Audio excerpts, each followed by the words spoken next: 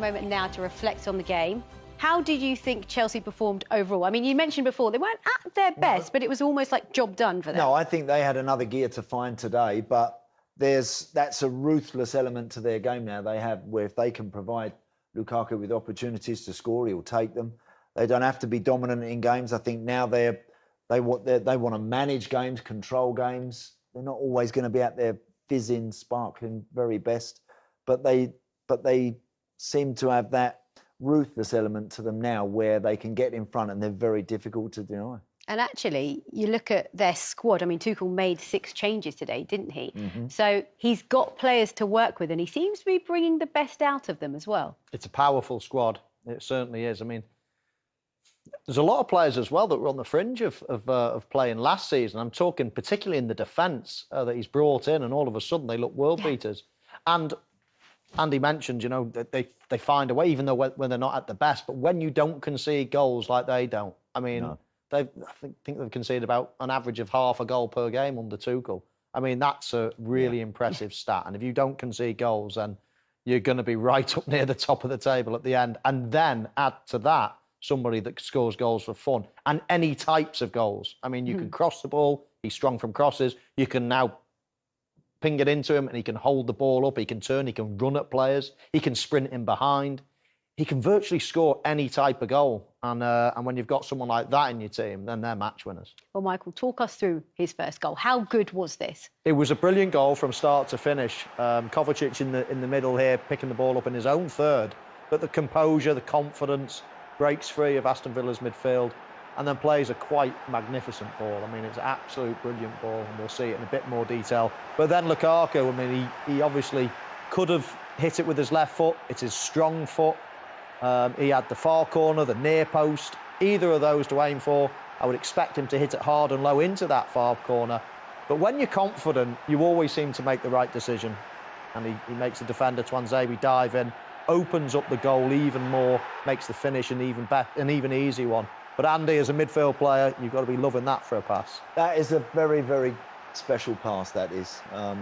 Again, from an underrated player, I think, Mateo Kovacic. I thought under Frank Lampard he played very well at times. Hasn't always been everybody's favourite at the bridge, but I thought today he was excellent. That pass splits that defence wide open, allows Lukaku, it gives him the decision then to either hit it first time or chop back as he does and finish it brilliantly. It's a stunning goal, very difficult to stop. When the best players play at speed like that, they play that accurately.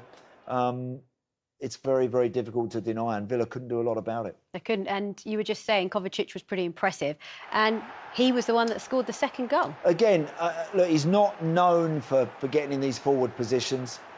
Tyrone Mings here, 2 or 3 poor decisions, and then that back pass is well short. But again, Kovacic is onto it. He senses there might be something for him, and he finishes it well, Mo, as well. Yeah, he does. I mean, you just touched on Tyrone Mings. He doesn't at any stage look what's around him, and he turns and misses the ball and then leaves one short. I mean, it's poor defending from an international player. He made a couple of mistakes in that second half in particular, but Kovacic was ready to pounce, and pounce he did, and it was a beautiful finish as well. But pretty much, you know, when you score the goal so soon after half-time, that would have been a positive for Villa. Believe it or not, even though you're 1-0, the atmosphere there, we're creating chances, we can get back into this game. And then after 3 minutes, 4 minutes of the second half, it's all over. He does that, Tyrone Mings. He has his concentration. It's just a lapse in concentration. You can see the sort of guy he is. He's always committed and he wants others to do well around him. He's always encouraging people to stay on it, to keep concentrating. And then he lacks that himself at times. He does. He kind of dwells in situations and really poor decision and capitalised perfectly by Kovacic. Well, Lukaku wasn't happy to leave it at 2-0, was he? He wasn't. And just following on from what Andy says, look at Tyrone Mings' performance in this goal here. Look at him. He either needs to wipe that out, clear it out for a throw-in, or stand on your feet. He gets beaten far too easily from Azpilicueta.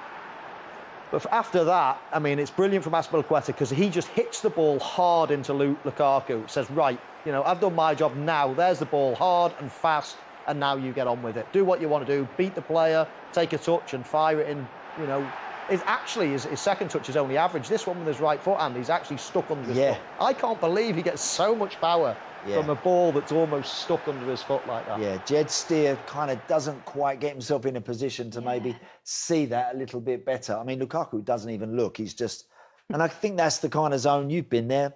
You know, the best strikers, they kind of just have this amazing ability to, even if it is stuck under his feet a little bit, to hit the target.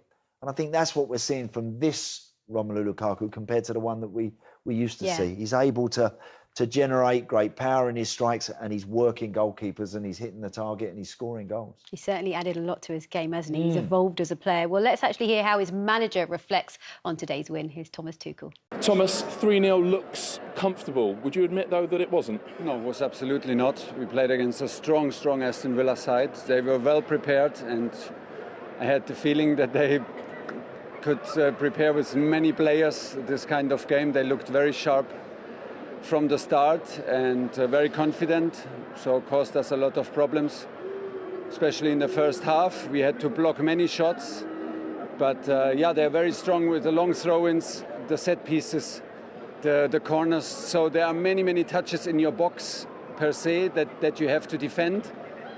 It's not our favorite discipline, but we did very good, and we did what we needed to do. Second half, we had some easy mistakes. Second half was better, more control, more fluid game, and then a lot of chances, half chances that we did not